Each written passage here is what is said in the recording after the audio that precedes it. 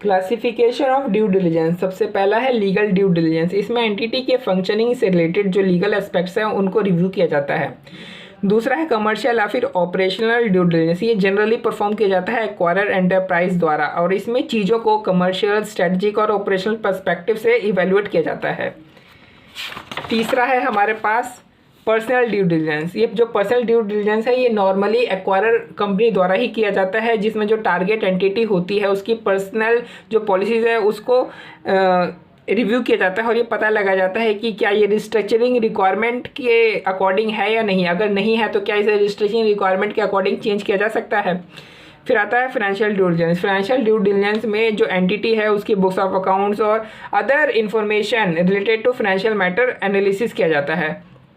और ये जो फाइनेंशियल ड्यू डिलिजेंस है ये कमर्शियल ड्यू डिलिजेंस की कंप्लीशन के बाद ही नॉर्मली परफॉर्म किया जाता है।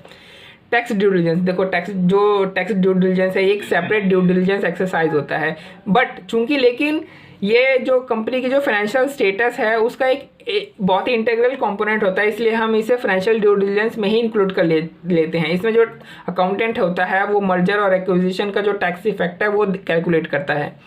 इंफॉर्मेशन सिस्टम ड्यू डिलिजेंस, इसमें कंप्यूटर सिस्टम से रिलेटेड ड्यू डिलिजेंस करी जाती है। अब इन सभी ड्यू डिलिजेंस के टाइप्स को याद रखने का तरीका, वही कहानी देखो।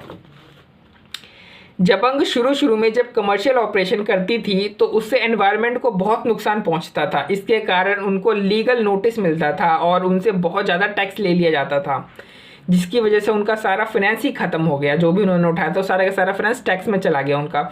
वो अपना इंफॉर्मेशन सिस्टम बेचकर अपने पर्सनल को सैलरी देते थे, लेकिन फिर भी वो सर्वाइव नहीं कर पाए और आखिर में स्टार्टअप फेल हो गया। तो अब देखो हमने कौन कौन से इसमें ड्यू डिलिजेंस देख लिए।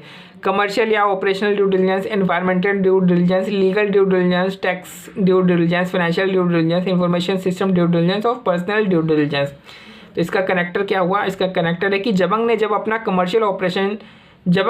कमर्शियल ऑपरेशन शुरू करने से पहले ड्यू डिलिजेंस नहीं करवाया था, इसलिए वो फेल हो गया।